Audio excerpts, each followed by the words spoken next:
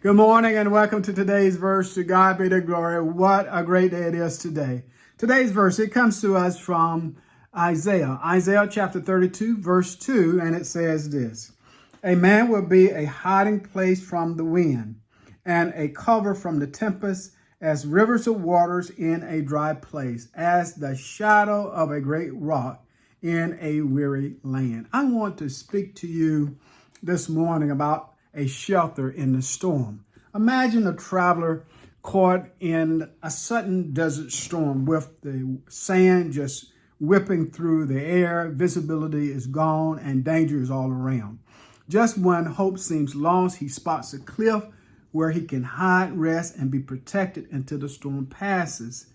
That moment of shelter, it becomes his salvation. This image helps us to grasp the message here in our verse in Isaiah 32, verse 2.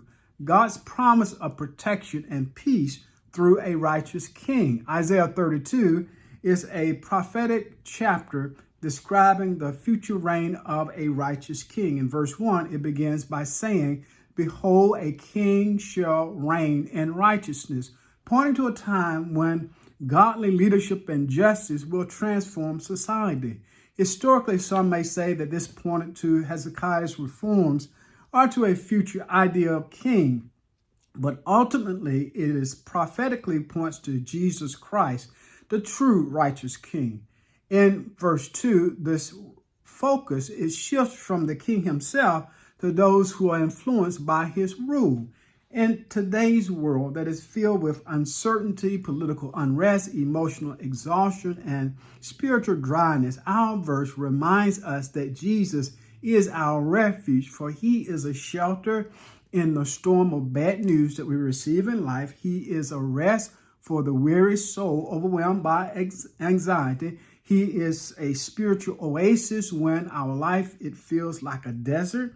He is protection when the heat of pressure and persecution intensifies all around us.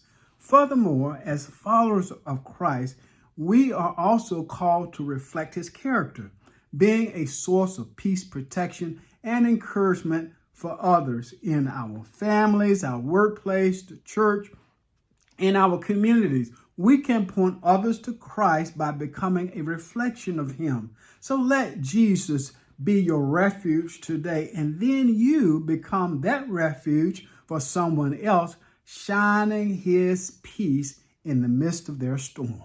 To God be the glory for the great things he has done. I pray that you would meditate upon this verse today. It would be a word of encouragement to you as you go throughout your day. I pray that you would have a great day. Have a safe day. And then tune in again tomorrow. Yes, as we consider today's verse. Amen.